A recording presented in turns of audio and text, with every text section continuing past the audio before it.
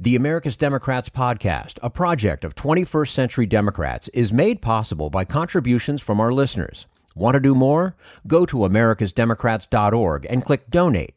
And thank you for allowing us to be your voice. And if you enjoy the show, please share it with your friends on Facebook and Twitter, and leave us a review on your favorite podcast app. This is the America's Democrats podcast, the weekly podcast for stand-up Democrats. I'm your host, Jim Cuddy.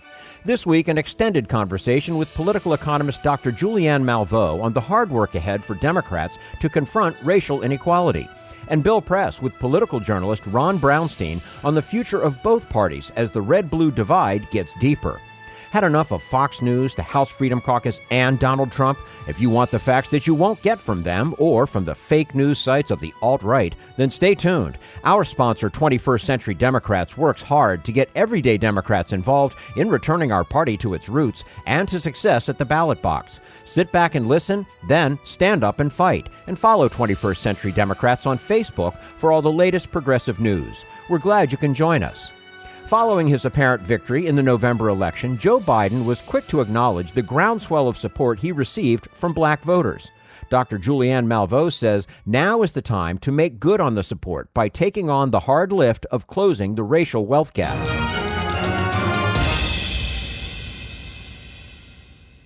And we say hello to Dr. Julianne Malveaux, an economist, writer, and commentator. She is founder and president of Economic Education and president emerita of Bennett College. She's also the author of Are We Better Off? Race, Obama, and Public Policy. Dr. Malveaux, thank you so much for joining us today on the America's Democrats podcast.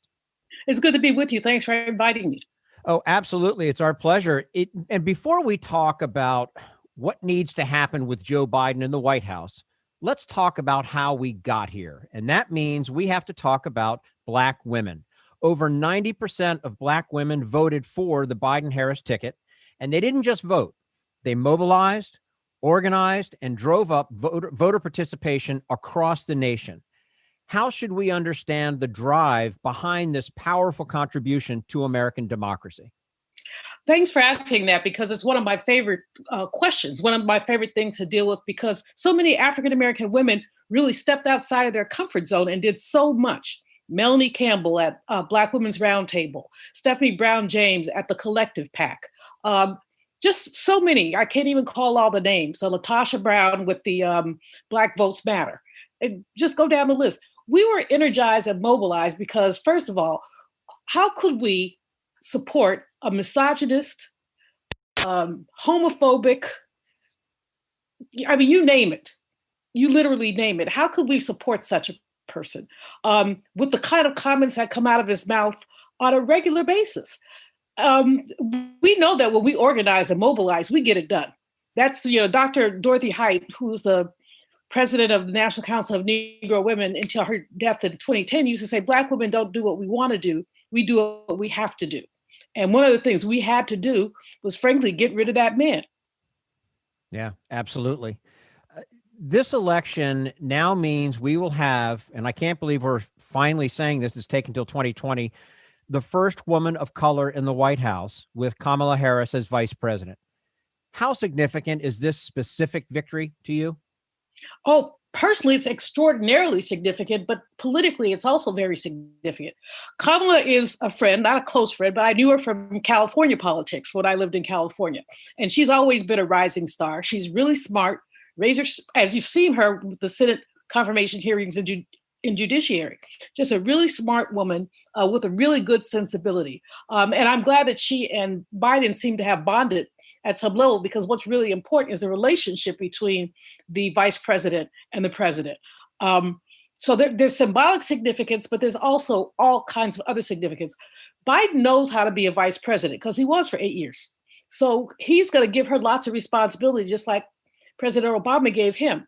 So the symbolic thing, it's great. The little Black girls all over, and little South Asian girls all over the country have a serious role model. But the policy impact that she can have is also extremely important. First HBCU graduate, we've never had an HBCU graduate. And we could just there's so many firsts that are attached to her, but it's not just the first. It's like who she is and the epitome of who she is and the number of identities that she brings with her.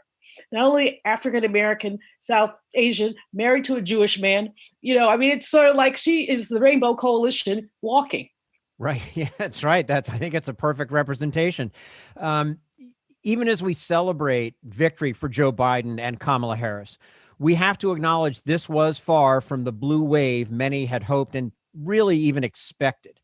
What is your takeaway from the fact that this was such a razor-thin race in many parts of the country? I was really disappointed. We all did. We all hoped for a blue wave. We hope that we'd be able to take the Senate back. I've been reading what everybody has to say, and they're talking about people who lie to pollsters. I think that polling methods, quite frankly, are very flawed. Some people don't even have landlines, and they're calling people randomly on landlines. Well, you're going to cut out a lot of millennials. You're going to cut out a lot of people who basically just don't have a landline anymore. What's discouraging to me is that 70 million Americans voted for that man. I try not to curse on the radio, so I'll just call him that man. But 70 million people, we're literally 75 million voted for Biden and 70 voted for him. I would not say that every Trump voter is a racist. I couldn't say that because I actually know a couple. Some of whom I'm not currently speaking to, but I do know them. But the fact is that I wouldn't say they're all racist, but I say that they have a tolerance for racism. Because some of the things that comes out of that man's mouth are just repugnant. 18% of Black men, though, apparently voted for him. These rappers who have money than sense apparently appeared, did commercials and things like that with him. And so I just don't know how we navigate our future with that close of an election.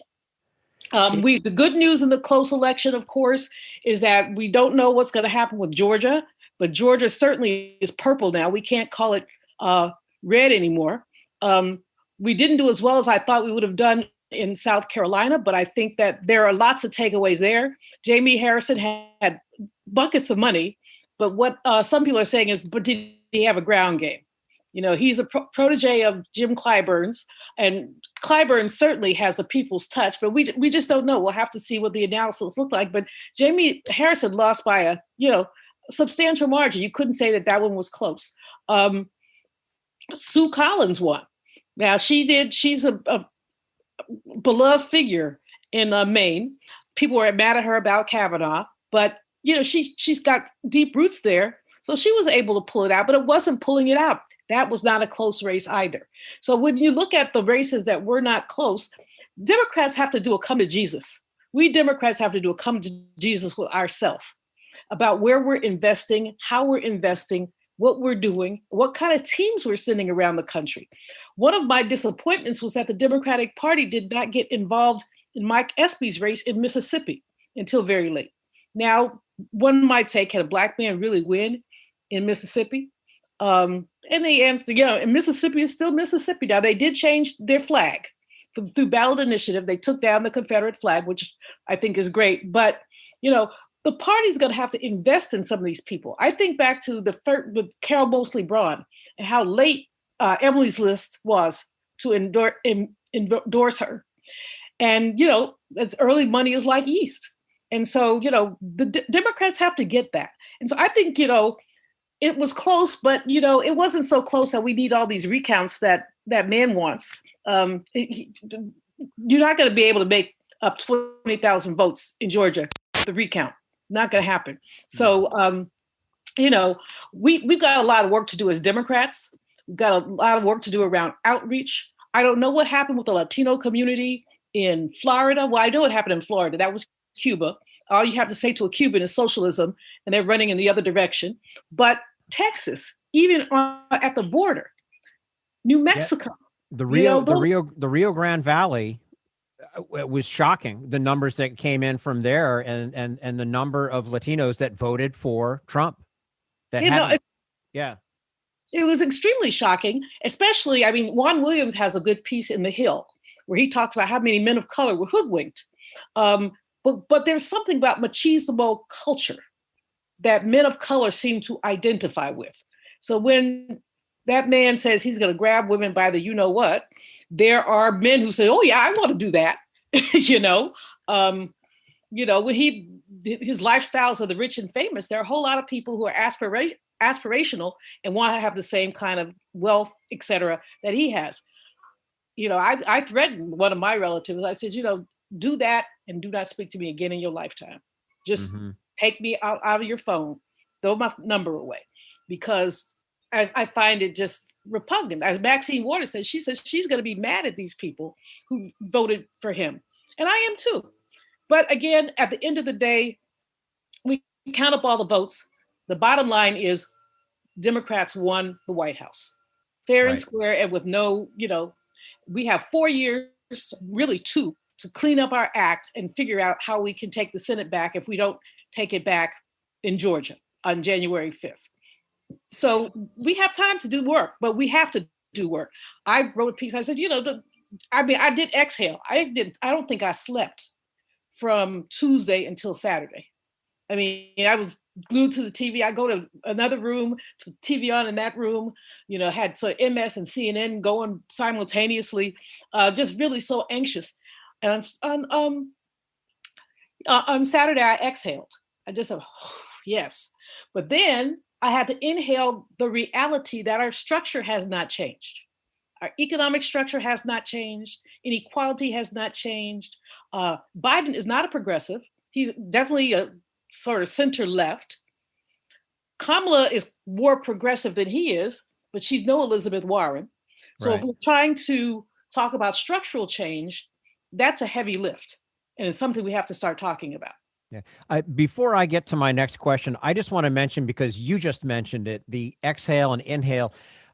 Folks, you ought to check out the article that Dr. Malveaux wrote. It's in the Seattle Medium, seattlemedium.com. It's titled Exhale, Inhale, Roll Your Sleeves Up. It's a wonderful piece. Now, as you look ahead to a Biden presidency and thinking again about the role of Black women in making that happen, what do you want to see a Biden administration actually do to not only respect what Black women did, but also to confront the racial injustice that continues to plague our nation? First thing, the easy lift is appointments. That's the easy lift. So he promised that the first Supreme Court appointment he got would be to a Black woman. I'd love to see a sister on the Fed. I might even volunteer. But appointments is easy, but it sends a symbolic message that representation is important. So that's number one. But in terms of structure, we've got to talk about education.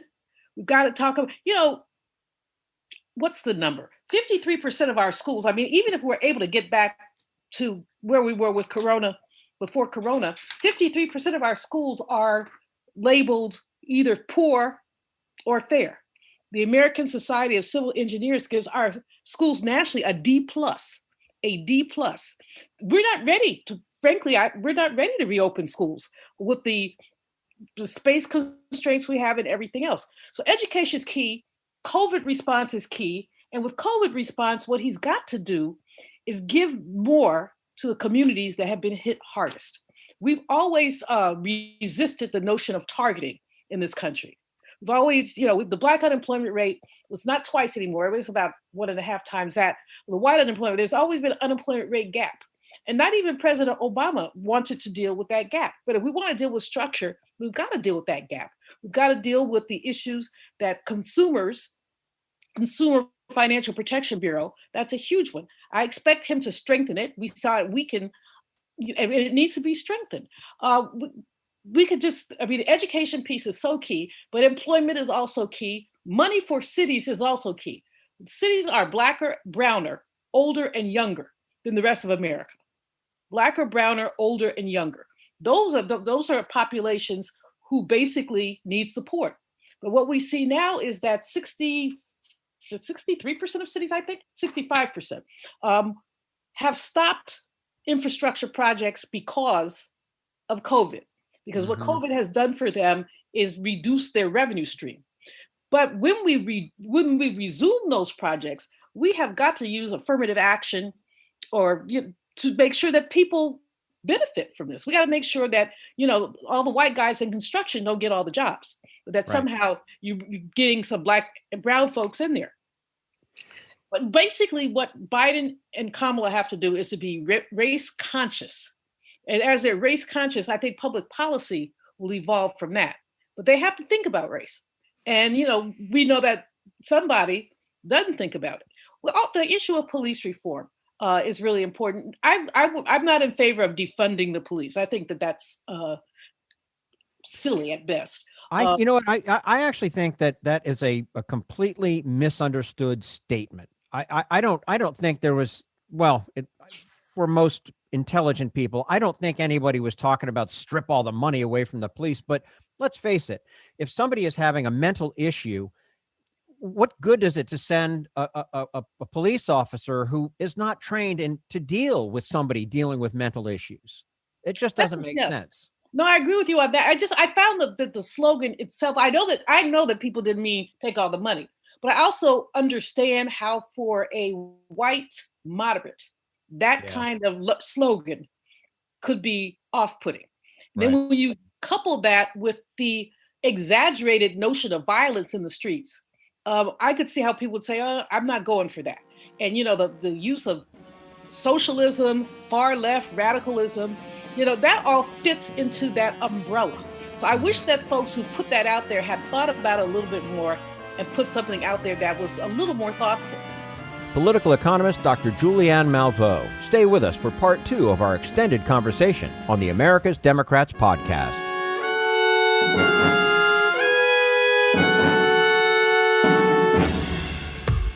We want you to sit back and listen to this americasdemocrats.org podcast, a project of 21st Century Democrats. But we need you to stand up and fight.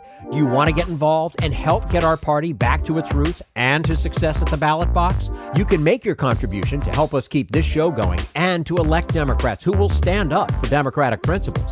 Go to americasdemocrats.org and click on Donate at the top of the page. This Social Security measure, I believe that we must pass legislation to provide medical care.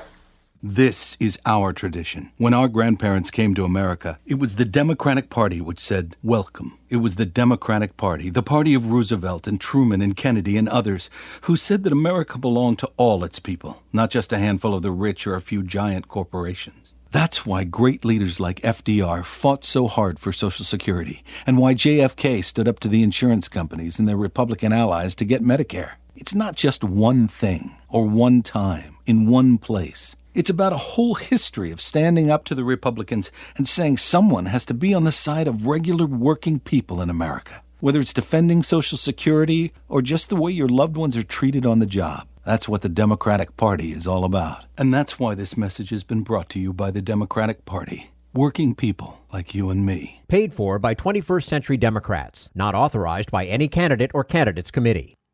This is the America's Democrats podcast, the weekly podcast for stand-up Democrats. Coming up next, we continue our conversation with Dr. Julianne Malveaux and talk about why she says Joe Biden needs a new cabinet-level position focused on racial equity. But first, we turn to Jim Hightower, America's #1 populist, for his Common Sense Commentary.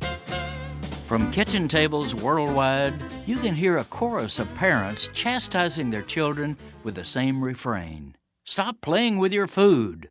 Children aside, this rebuke needs to be loudly directed at the profiteers of industrial agriculture. They keep toying with the very nature of food, not to benefit consumers, family farmers, workers, or the environment, but to fatten the profits of Silicon Valley tech giants, food monopolists, and Wall Street financiers. Meet Recombinetics, Inc. It's a high-tech gene manipulation corporation with bioengineers in its labs remaking farm animals. Pigs, for example. Recombinetics wants to mess with the very DNA of Mother Nature's oinkers to make them produce bigger litters to supply the pork factories of brand-name marketers. It's also genetically altering milk cows to withstand hotter weather, so climate change won't reduce the output of huge dairy corporations. Of course, this corporate government collusion to build Franken animals faces a high hurdle in the marketplace, for consumers have shown again and again that they don't want the food they put on their family tables tampered with. The tamperers, however, have a solution to that problem: secrecy. The industry is lobbying to outlaw any requirement that milk and meat produced by genetically altered animals be labeled as such. Better to keep consumers in the dark because, well, if given a free choice, people might reject recombinetics in favor of natural food. This is Jim Hightower saying the industrializers are not out to make food better or more affordable for us, but strictly to make it more profitable for them. Rather than remaking animals and the marketplace to benefit corporations that play with our food, let's remake the corporate system so that it cooperates with nature and serves the common good. Need an antidote to the progressive blues? Want some good news about how grassroots folks are rebelling against the corporate powers and winning? Well, here's an easy-to-swallow pill for you: the Hightower Lowdown. Hightower's monthly newsletter will give you the lowdown, even as it lifts you up. It's 4 pages a month, jam-packed with facts you can use, actions you can take, and Jim's own Texas humor, all for only $15 a year. To become a lowdowner, go to hightowerlowdown.org.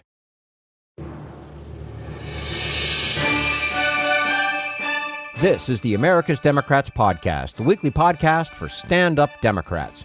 We're speaking with political economist Dr. Julianne Malveaux about what a racial justice agenda would look like in a Biden administration.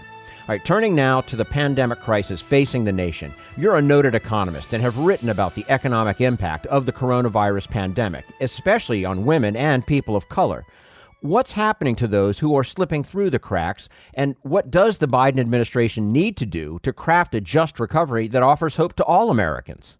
Well, as I said earlier, they need to look at who's been hit hardest, not only with COVID, but with, other economic oscillations, because we've seen them, and we saw that even in the Great Recession, we didn't come back evenly. It took Black people and brown people longer to come back, longer to get back to the level of income they had before the Great Recession. Whites came back, about 90% of whites came back within a year and a half, 2 years. For African Americans, it took nearly 3.5 years to come back to the earnings that you had before.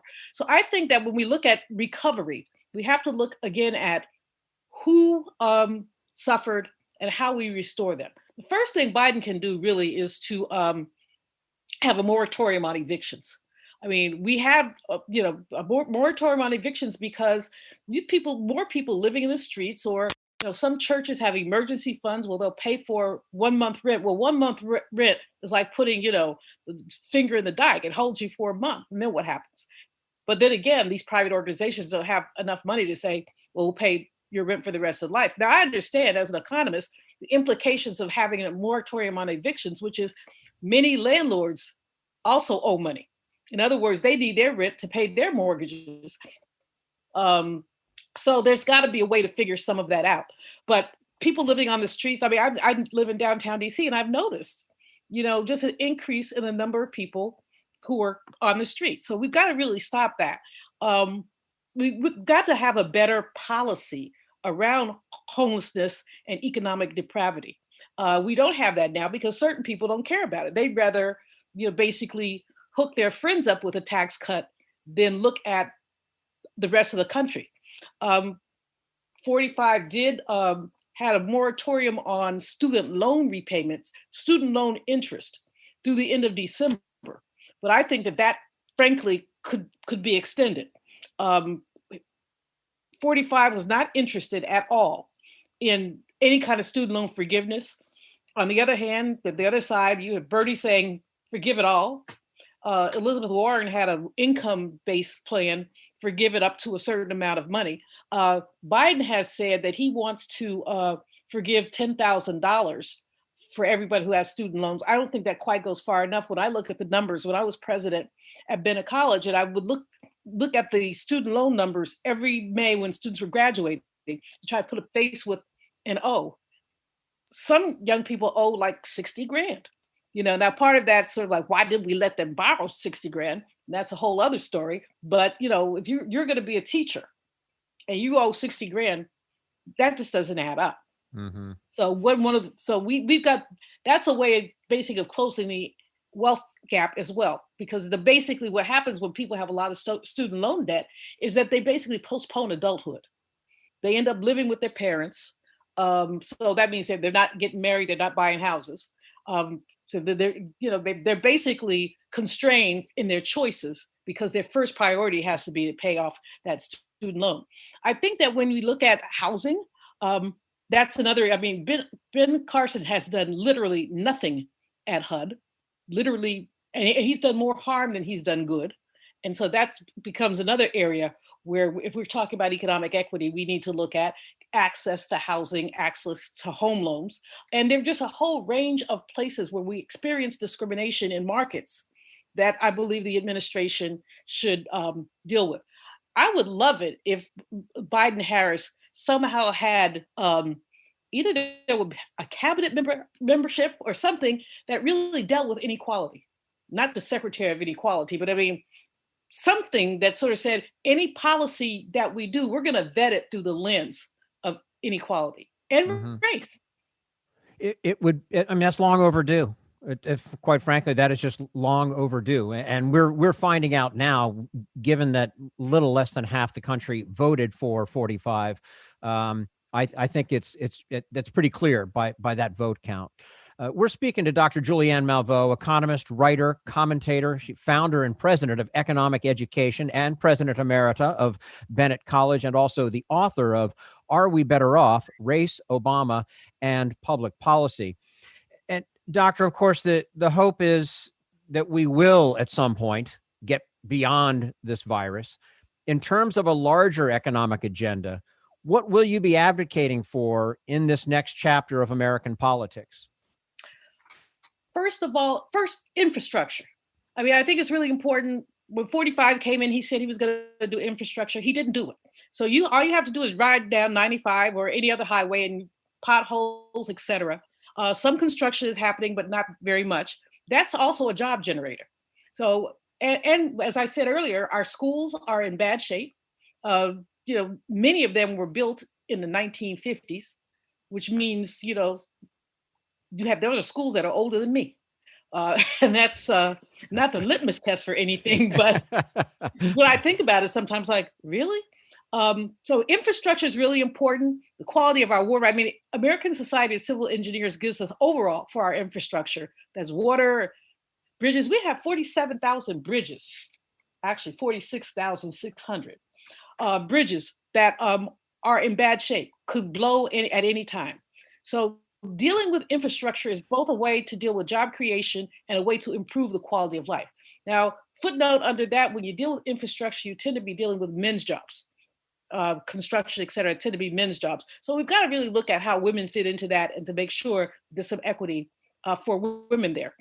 But that would be one of the first steps. I mean, he could hit that off the ground, and that's bipartisan because Republicans represent cities with crumbling bridges too, represent places where the roads are bad too. So I'd expect or pray that something like that would happen, that they really have their head around that. I think the whole education issue, not just K through 12, but higher ed, we've got to really think about that. I expect that we get some task force kind of things going. Criminal justice. I call it criminal just us, because a whole lot of people do not basically have the benefit of fairness in terms of the justice system. Now, Kamala is going to be great on that as a former district attorney, and of course, the leader in law enforcement in California. She's going to be great on that. But basically, it's going to be a hard push. And I'm very cognizant that basically, Jim, I'm very cognizant that this is not going to be easy. I mean, the Senate is up in the air. Hopefully we can get it. But if we don't get it, Mitch McConnell has promised to be an obstructionist, and we've seen that before. And so the good news is that Joe Biden has good relationships both with McConnell and with other Republicans. The bad news is that, he said he'll compromise. I mean, he said that on election night. Is how much compromising are they going to push him into? And what can he do? I mean, there are people in this country who do not believe in structural racism. They don't believe it exists. And I don't know where they live, but I was just going to say, where is that rock they're under? Well, for a lot of white people, first of all, And that's kind of not fair because white people have not been educated about our history and how we got to structural inequality. A lot of people think that, okay, enslavement was over, everything is cool. We had 12 years, the 12 years of Reconstruction, where African Americans were able to fully participate. Then you had Black codes, Jim Crow laws, and all those things. And, people being lynched because they had too much, simply because they had too much. I mean, there are so many stories. People lynched because they opened their mouth and said something. There's a woman, her name is escaping me now, but this happened in Valdosta, Georgia. A white man used to go and get men out of prison to work on his plantation.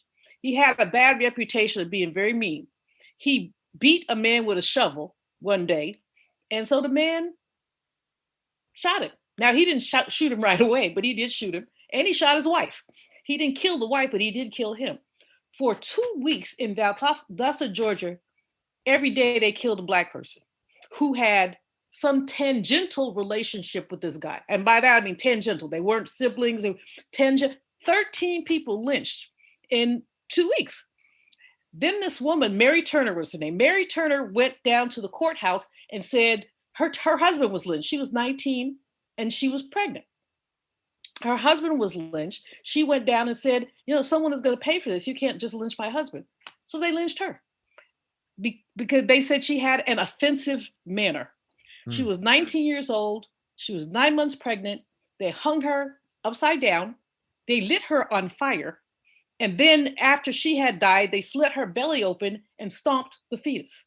Now, that's just one case. There's so many other cases like that. But what that kind of activity had, that's terrorism. It put a chilling effect on Black folks' ability to participate in the economy. Who's going to say anything after you learn saying something is going to get you lynched? And so so many people who just didn't participate were afraid to participate. I mean, I have, my family is from Biloxi, Mississippi, and my dad's family is from Opelousas, Louisiana. But I remember once my mom telling me I was going somewhere, and she said, don't wear those good clothes around those white people. And I said, Mommy, what? She said, you don't want them to get jealous of you because then something may happen to you. And there is this concept of economic envy, where as soon as Black people made gains, white people were envious and they reacted. There's one case, and I won't be able to call all the details. Well, they killed a Black man because he had a car. They're like, why should a Black man have a car when I don't have a car? Of course, you have the case of Black Wall Street in Tulsa, Oklahoma, where in an official government document, when the governor asked what the purpose of what happened and why, the answer from an official government commission was too many N-words have too much money. That was the response. So racism is baked into this cake we call America. It's just baked in there. And for folks to deny that and to deny that history is really to allow them to simmer in the myth of white supremacy, to simmer in that myth. No, I don't think there's any racism. And then they know there is. They know, I mean, and I'm not saying that they're virulent racists or intentional racists, although some of them are. But I'm saying that I've heard people say, well, that's just how it is. But that's not just how it is. And it's time for us to do something about it. I am hopeful that he hasn't done it forcefully, that Biden will support H.R. 40, which is a legislation to study reparations and to create solutions for the racial wealth gap through a reparations type program. For full disclosure, I'm on the National African American Reparations Commission, so I work on the issue. But the fact is that legislation for the first time had hearings last year, 2019, June 19th, 2019, Juneteenth. I had the privilege of testifying before Congress. I was a little over the top, but that's me. Go get them. But Sheila Jackson Lee, of course, John Conyers introduced that legislation from 1989 until his transition.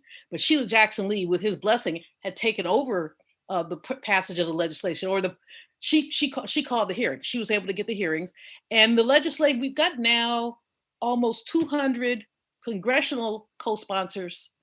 There's a companion bill in the Senate that Cory Booker has introduced, and it doesn't have a lot of co-sponsors, but it has some. But moving legislation like that goes a long way to at least signaling that we're serious about this issue of inequality, that we're serious about it. Because heretofore it's been, oh, gee, that's just how it is. Oh, I don't know what to do about it. But the other thing we have to do is the two stories that I told you, there are gazillions of them. White people have to learn American history.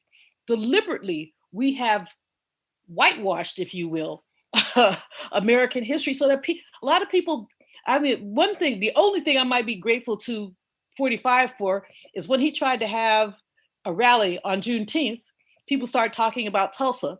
And so more people know about it. Before a year ago, I actually wrote a piece for, I won't say the organization, it's a good organization, but when the young man who was fact checking me was incredulous, said, did this really happen? I said, well, do you think I made it up? So I ended up having to send him like a page full of links saying, look at this, look at this, look at this. You're referring to the Tulsa Massacre, that he was questioning whether it had happened? Mm-hmm. Oh, boy. He said, did this really happen? And most of these, Tulsa and then Wilmington, North Carolina, that's a whole other story that I hope we don't have all day, so I won't talk about it. But just to say, in both of these cases, and there are others, the number of people who actually died, we really don't know. In Wilmington, they first said it was 60 people. There's a great filmmaker down there, and he said he thinks it's more in the hundreds. The oral history suggests that said the river ran red. Well, Tulsa, they claim it was only, I forgot the number. The number is woefully undercounted based on what people who lived there had remembered it said. In addition to the fact that these people have never, ever, talk about reparations, been made whole. They left their homes. They had to. The whites were rioting and burning and doing everything else they could. They left their homes. Insurance companies would not pay them because they said something like riots were excluded. So the insurance companies would pay them. So these people had to start over. I mean, they literally had to start over. And they did, many of them successfully, many not. In the Wilmington case, there's a guy named, what's his name? He's a dentist in Atlanta. His dad was Alexander Manley, who owned the Black newspaper in Wilmington. So the whole mess in Wilmington got started because they were talking about the Negroification of Wilmington. Too many Black people. At the docks in Wilmington, Black and white men made the same amount of money. So for some white men, that was just, what do you mean they make the same amount of money? The night before an election, they arrested all the prominent Black men, all of them, and the next morning gave them tickets out of town. So the 70-some-year-old dentist in Atlanta, he's retired. His grandfather was Alexander Manley. So he talks about how Alexander Manley left being a newspaper publisher and editor to paint houses.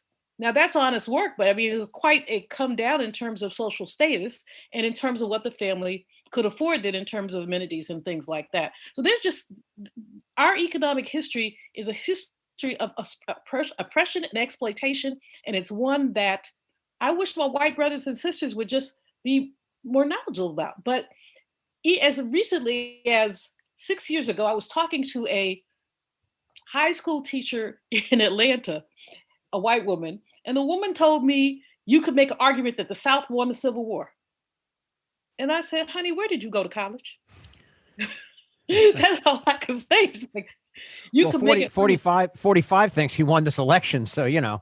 We're in the era of delusions. Oh, my goodness. Doctor, one more before you go. There's obviously, and clearly based on our conversation alone, there's no getting away from the fact that America is a deeply divided nation. And one of those fault lines is race. You're someone who has followed the contours of race in America for decades. What would make a difference in closing this divide?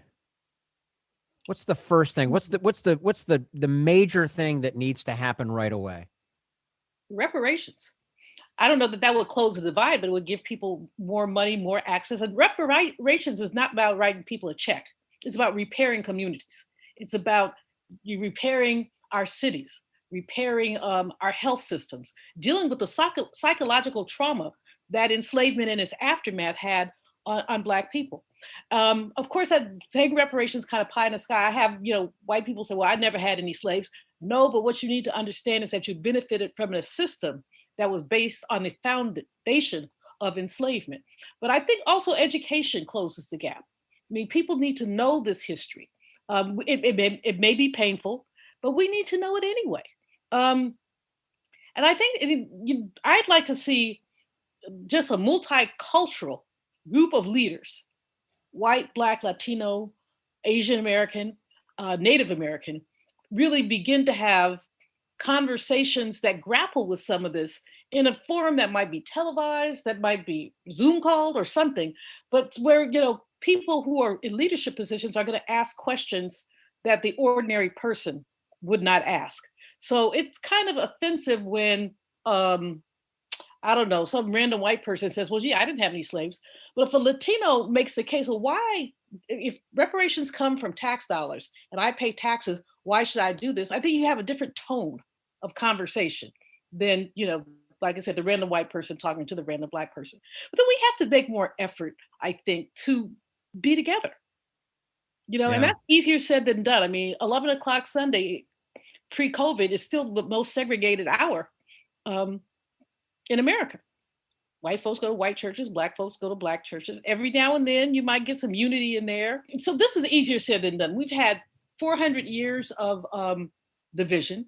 We've had since Emancipation Proclamation, 13th, 14th, and 15th Amendments, we've had more than 150 years of segregation and racism that was legally enforced. I said that was legally referenced. Man. And so getting back from that is very, very challenging, but I think it's possible. And we've got to start somewhere. Exactly. We've just got to start somewhere. Dr. Julianne Malveaux, economist, writer, commentator, founder and president of Economic Education, and president emerita of Bennett College, also the author of Are We Better Off? Race, Obama, and Public Policy, joining us today on the America's Democrats podcast. Doctor, thank you for your time with us. We'd love to have you back again soon. Absolutely, Jim, and thank you. Thank you for the insightful questions. You're quite welcome. And this is the America's Democrats podcast, the weekly podcast for stand-up Democrats.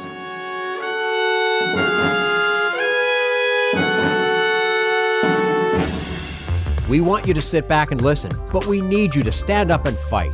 Help get our party back to its roots and to success at the ballot box. Make your contribution to keep the americasdemocrats.org podcast, a project of 21st Century Democrats, on the air, and help elect stand-up Democrats. Go to americasdemocrats.org and click on Donate at the top of the page.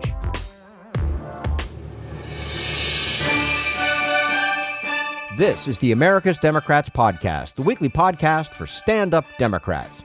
And now the lasting appeal of Trumpism in American politics and what Democrats can do about it.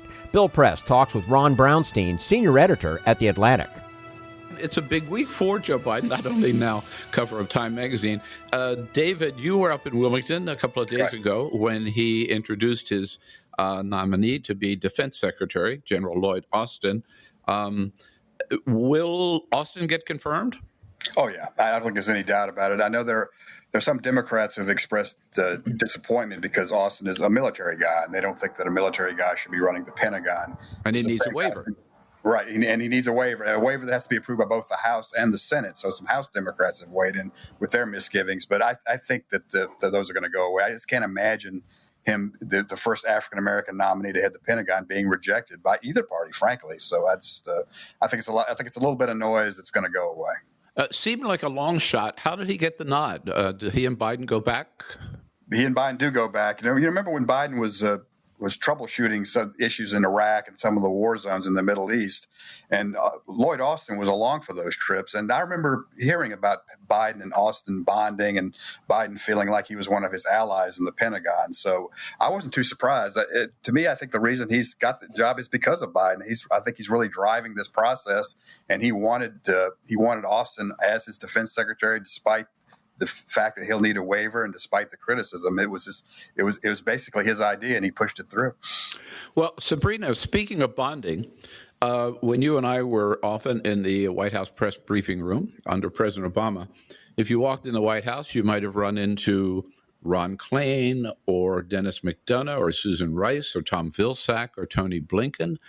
It looks like if you walk in the Biden White House, you may run into Ron Klain and Dennis McDonough and Susan Rice and Tom Vilsack and Tony Blinken. This Obama 3 we're seeing, Sabrina? Well, I think that there are definitely a number of former Obama administration officials who have been tapped to serve in President-elect Joe Biden's cabinet or his sub-cabinet. And a lot of that just has to do with the fact that those are the people who Joe Biden trusts the most. I think when you're someone like Joe Biden and you have been in public office for 40 years, you have had a number of close and trusted advisors over the course of time. Many of those people come from his 2 terms as vice president. And there are a lot of people who are trying to get in his ear. But I think he has those people who he was impressed by and who have really been his confidants. And so in some ways, it's not surprising that a lot of those people were around him when he was vice president and always had the intention of one day seeking the presidency once more, we should say, since this was his 3rd go-around.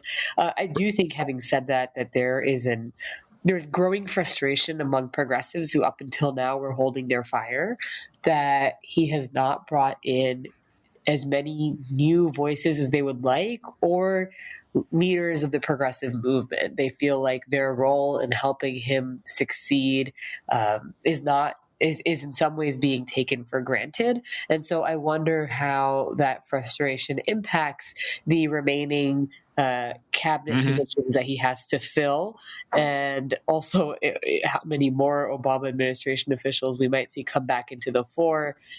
Or are we maybe going to see some new faces in the coming days and weeks? Yeah, let's remember, we've got labor and commerce and the attorney general. What else still left, right? There's some transportation, I guess. Just really quickly, Bill, because I meant to say the other big thing is Joe Biden, the centerpiece of his campaign was to restore normalcy, stability, and bring back in experienced professionals. So I think that's also a lot of why you've seen people who are kind of these old hands who know how the government works and who have relationships already in Washington. That doesn't mean everyone's going to be thrilled about them, but in many ways it dovetails with the core of his campaign message, which was after the instability of Trump and all these people he brought in who had no experience for the roles that they were given, we're going to go back to the way things used to work. Yeah. So, Jason, I think as Politico note, so Sabrina mentioned several of the people that are there that have been appointed so far. I think it was Politico had a story this morning that notably absent so far are any of the political rivals that you normally find maybe in a president-elect's cabinet. There's so far, no Pete Buttigieg, no Eric Garcetti, no Deval Patrick, no Rahm Emanuel, who put out a story about how he was definitely going to be the next transportation secretary, no Elizabeth Warren. Is this, Jason, do you think maybe deliberately clearing a path for Kamala Harris? It might be, although I'm dubious that the cabinet is some sort of direct line to the presidency. Just asked like President Castro. Good point. He's not there either, of course. Right. Right. But I think that and I think that this is it's a little more complicated than just freezing out like rivals, because some of the people like Bernie Sanders, like they cannot afford to lose, very many people from either the House or the Senate. Like in the Senate, I mean, we will not know, who's in charge of the Senate until after January 5th, and maybe not for a while after January 5th. So he can't really say like Bernie, like I need you to run the Labor Department, because that affects the balance of power. And even in the House, where the Democrats have this very small majority, he's tapped Marcia Fudge, to be his HUD secretary, and Cedric Richmond, for a senior advisory role in the White House. And, we ran the story earlier this week where Jim Clyburn, arguably, one of the most influential people in Joe Biden's kitchen cabinet, said that's enough. Even though these are safe Democratic seats, we wouldn't get their replacements until like April, and we are on a knife's edge on just getting basic stuff done in the House. Right. Certainly, as Sabrina indicated, David, the president-elect is getting a lot of pressure from all groups, who want their representatives in key positions in the administration, especially from progressives. He met with a group of civil rights leaders this week. It was an off-the-record meeting, no reporters present, but somebody recorded part of the session and released it, where the president-elect was and pushed and pressured by the civil rights leaders to sign some executive orders that would do some big things that they wanted to see done, bypassing Congress. Here, from that secret recording, David, is the president-elect. There's some things that I'm going to be able to do by executive order. I'm not going to hesitate to do it. But what I'm not going to do is I'm not going to do what some of the people you were supporting said, on day one, I'm going to executive order to do this. Not within the constitutional authority. I am not going to violate the Constitution. It's our only hope. And the way to deal with it is where I have executive authority, I will use it to undo every single damn thing this guy has done by executive authority. But I'm not going to exercise executive authority where it's questioned. Whoa, David, that's a side of Joe Biden we don't normally see, huh? Right. No, he's right. And I think he's actually telling the truth, because they're going to have all they can do to do executive orders to reverse what Trump has done. And I think that's their priority, at least in terms of the environment, in terms of regulation, in terms of this so-called Mexico City situation with regard to international assistance to abortion. That's going to be a full-time job, just straightening out all the stuff that Trump did. So he's not going to have a lot of time or a lot of distance to do anything else, really, in terms of executive orders.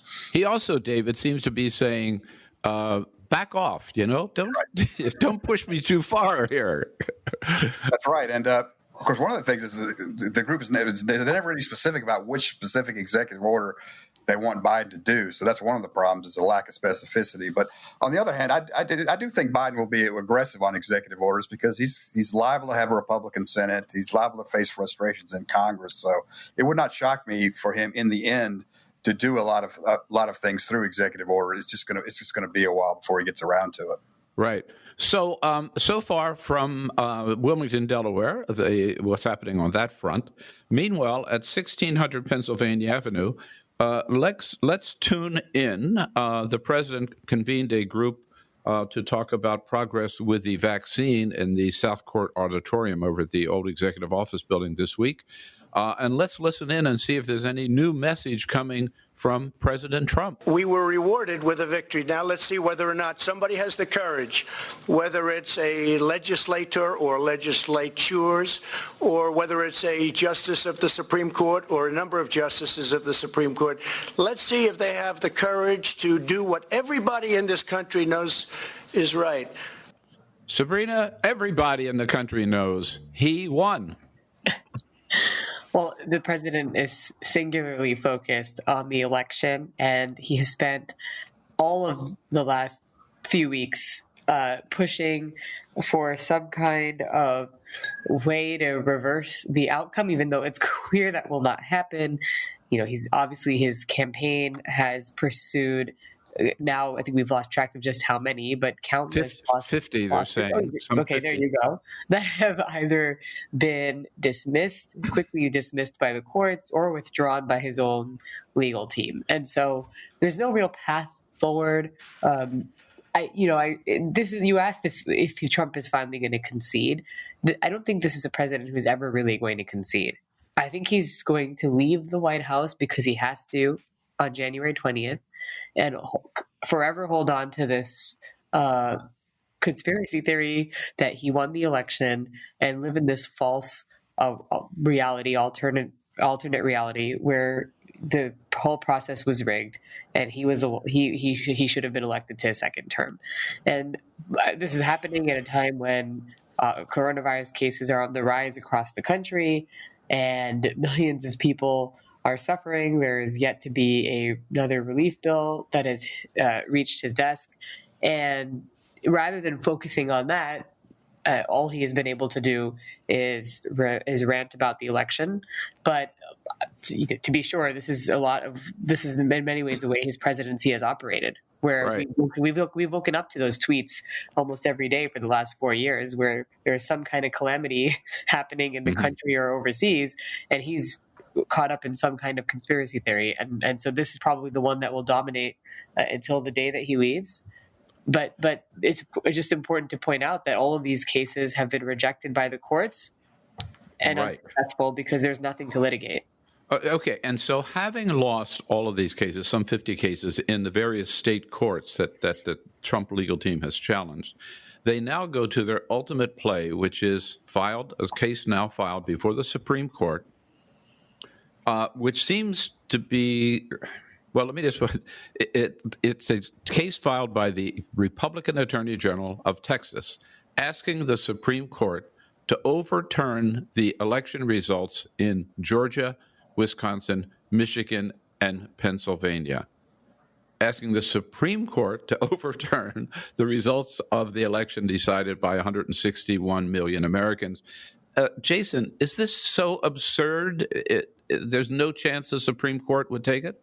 I think that we're probably going to see the Supreme Court do what they did with another one of these Pennsylvania cases that was filed by a Republican up there from the Erie area, Mike Kelly, who sought to invalidate the vote and allow the legislature to pick the electors. They'll probably summarily just dismiss it and try to keep their distance as much as possible. I mean, I'm with Sabrina. I don't think that this is ever going to end. I mean, this is like we'll be, up until the day he dies. Donald Trump will be railing about this, and it has almost taken on the sort of form of a horror movie, right? And it's sequels where you think the villain is dead, and then they come back. They spring out of a closet or a lake or whatever with but the problem is the quality keeps going downhill, and fewer people tune in because it just you've seen this before, but that doesn't mean that it doesn't cause some anxiety. Yeah. But David, the very I don't think there's an attorney on this panel, certainly I'm not, but the very premise of this case is that Texas has a right to challenge the job done in 4 other states about how they counted their votes, right? Right. It's just a non-starter, isn't it? I don't think there's ever been a lawsuit filed. I mean, the only reason it was filed is because the attorney generals are entitled to go straight to the Supreme Court on these so-called state versus state disputes. But there's no way that one state gets the right to tell another state how to conduct its elections. It's frankly outrageous. And I wonder if the Supreme Court's not going to sanction Paxton for filing this lawsuit, because it's just it would just open such a Pandora's box if the Supreme Court even agreed to hear this case. I mean, is Vermont entitled to sue Texas over its oil production because it's a threat to global warming? The ramifications of taking this case would just be massive and really anti-democratic. So I can't imagine the court taking it. My only question is whether the Supreme Court's going to say anything about it. They don't have to say anything. They can just let the lawsuit sit there until it becomes moot. So I don't know if they'll actually weigh in on it or not. But if they do, I'm sure they're going to flush it. And one other Hail Mary pass, I guess, that is being talked about by at least a few members of Congress is that we know the Electoral College meets on this coming Monday, right? Which will be, let's see, 11, 12, the 14th. The 14th, right. And then it goes to the Congress to certify the results on January 6th, I believe. Jason, help me out. Yep, it is January 6th, yeah. And some members of Congress saying, okay, well, we don't care what the Electoral College does. We will overturn the Electoral College vote on January 6th. That's where we're finally going to win this thing. Is that equally outrageous as this, or unlikely as this Supreme Court case? It's fairly unlikely. I mean, every time the not every time, but like several times we have seen in recent history, members of Congress objecting to the counting of a state's electoral votes. I mean, this happened 4 years ago. There were some members on the Democratic side who were objecting, and the issue is, you can object, but you also need somebody from the other chamber to sort of second your objection. So if somebody from the House objects to the counting of Minnesota's votes or whatever, then they need to have a senator and to back them up, and vice versa. At that point, the chambers, go back to their own respective chambers, debate it, possibly vote, come back, and resolve it. So, I mean, the issue is that this is not it is not likely to be approved, like the objection of a Paul Gosar, Republican from Arizona, objecting to, Michigan's votes or even Arizona's votes, that the Democratic-led House would not likely uphold that. And I have doubts that the Senate, even regardless of who is in charge of the Senate that day, and again, we may not know, depending on how things are. But it is just this crazy thing. Mike Pence will be, he'll be presiding over the counting of this. So, maybe Trump is going to start whispering to Mike Pence to, take the electoral votes and run away with them or something. I don't know.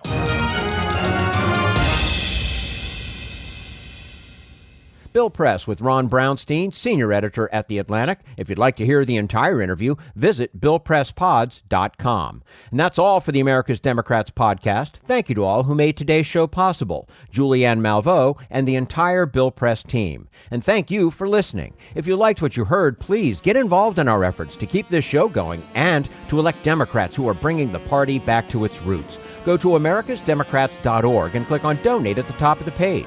And be sure to find 21st Century Democrats on Facebook and Twitter, and leave us a review on your favorite podcast app. For the America's Democrats podcast, I'm your host, Jim Cuddy.